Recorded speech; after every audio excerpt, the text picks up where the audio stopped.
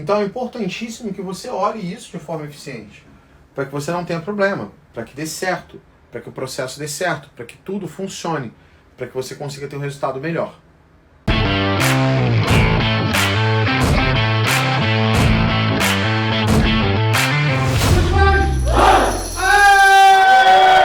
O que é sell-in e sell-out, né?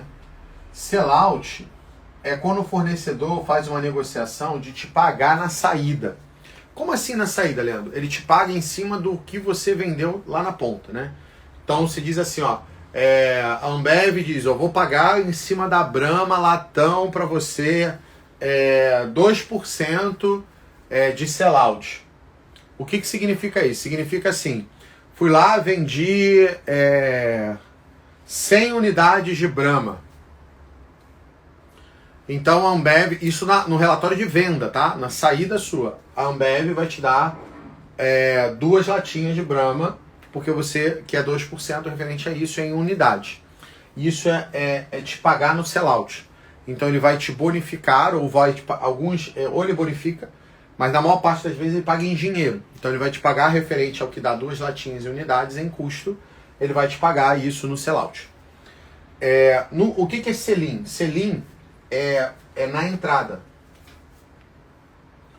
Como assim na entrada, Leandro? Ele vai te pagar uma verba negociada em contrato normalmente com você em cima da entrada de mercadoria que você tem. Então, em cima do que você comprou. E aí, em cima do que você comprou, ele vai te pagar. Te pago 2% de sell-in na compra. Pago 2% de sell-in. Que aí ele vai pagar na compra. Sell-out, ele paga na venda. Então, em cima do teu relatório de venda, ele vai te pagar. E esse aqui ele vai te pagar em cima da compra. O mais comum é sell-in, tá? Porque sell-out tem que ter um controle de loja lá. E não necessário, só normalmente empresas um pouco maiores, os caras oferecem um sell-out. Na maior parte das vezes oferecem um sell-in. Ele oferece sell-out porque na estratégia comercial daquela indústria, ele quer forçar a venda. Ele quer garantir que realmente aquilo que aconteceu foi uma venda para ele. E aí quando isso acontece, é feito desse jeito aqui que eu estou te falando.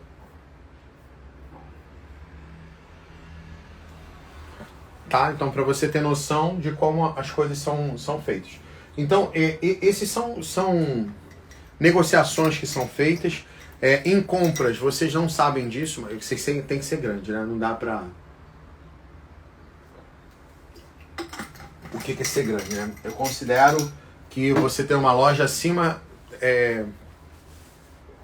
Você ter uma loja acima de 2 milhões de reais, ou seja, no impulso seria o faixa marrom nível 2, nível 3, né? Você ter... Você faturar acima de 2 milhões no mínimo, o ideal é 3, ser faixa preta já, mas com 2 milhões de faturamento mensal, você já tem que se preocupar com uma coisa que a gente chama de contratos. Como assim, Leandro? Todos os fornecedores, principalmente indústria, tá? Distribuidor, atacado, normalmente não vai fazer isso com você. Mas as indústrias vão. O que a indústria faz com você?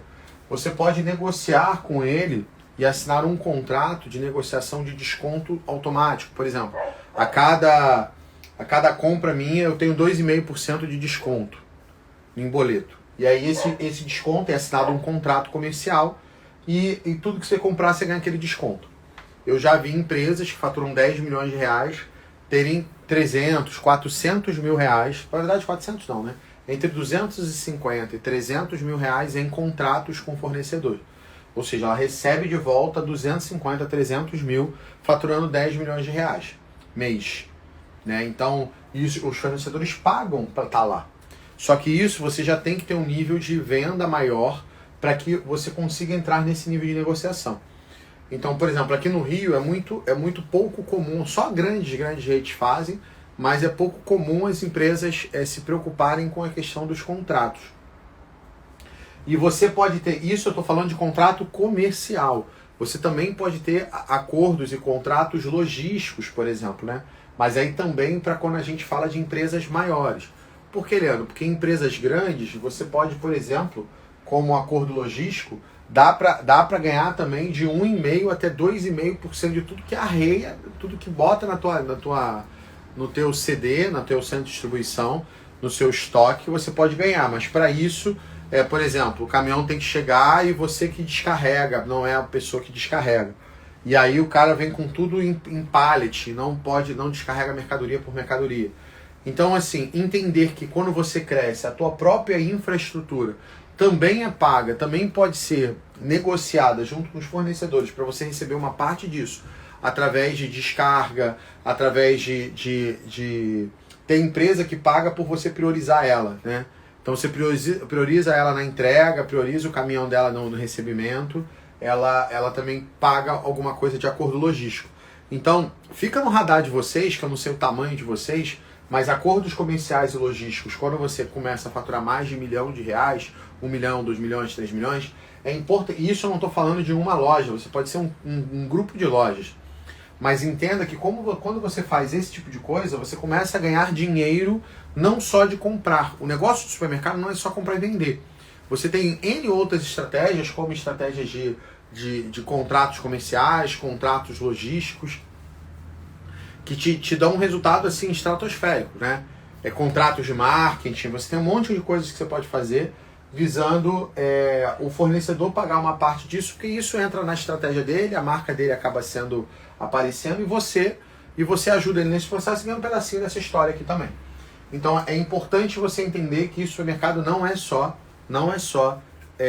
comprar e vender produto, né? Mas quando você é muito pequeno, você fatura menos de R$1 milhão, que provavelmente é a maior base de pessoas que tem no Brasil, a maior base de lojas são que faturam menos de R$1 milhão, e provavelmente você aqui, que está aqui, fatura menos de R$1 milhão. Então, menos de R$1 milhão, você, por exemplo, as estratégias comerciais ligadas a você ganhar dinheiro com acordos comerciais e acordos logísticos, por exemplo, não está no teu radar. Tá? Não está. Isso não faz parte da sua realidade ainda. É uma questão de você crescer para isso fazer parte da sua realidade.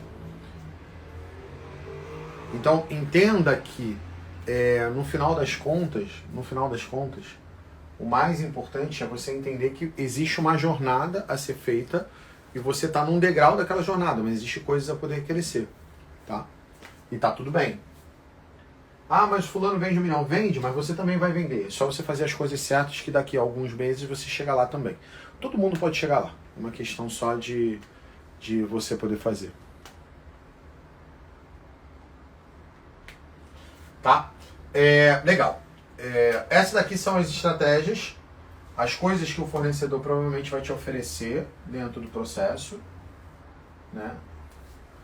Então esse é um ponto. E aí você tem outros pontos de negociação que você tem que fazer, que é prazo de pagamento.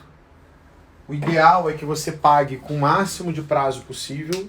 Ah, mas eu pago tudo à vista. Beleza, se você tem fluxo de caixa para isso é ótimo, mas na maior parte das vezes o desconto comercial que é dado para pagamento à vista não faz tanta diferença.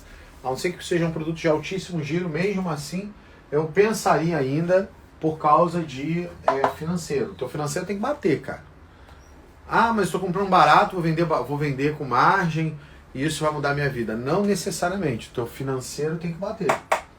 Então o teu prazo de pagamento tem que bater. Por exemplo, quando você vai fazer uma compra, qual o ideal, né? Deixa eu apagar aqui. Qual o ideal que o comprador faça? O ideal que o comprador faça é o seguinte.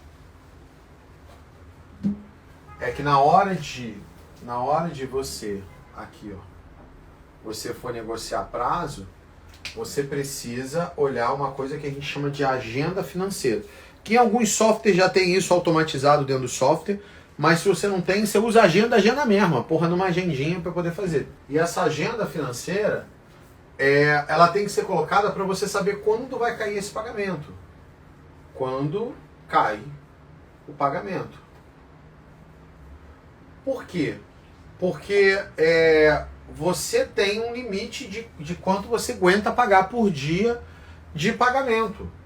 Se você criar uma agenda financeira, ou seja, próximo do 5º dia útil, você tem que pagar folha. Então, se você paga a folha no 5º dia útil, o 5º dia útil não é um dia para você enfiar boleto para pagar. Então, o 5º dia útil tem que ter pouco boleto para pagar. Então, você tem que se organizar para ter pouco boleto para pagar naquele dia. Então, na hora que você compra, você tem que ver com o fornecedor quando vai chegar o produto e para quando é o boleto. Ele consegue te dar essa informação, tá? Por quê? Porque aquele pagamento tem que cair num dia que você aguente pagar.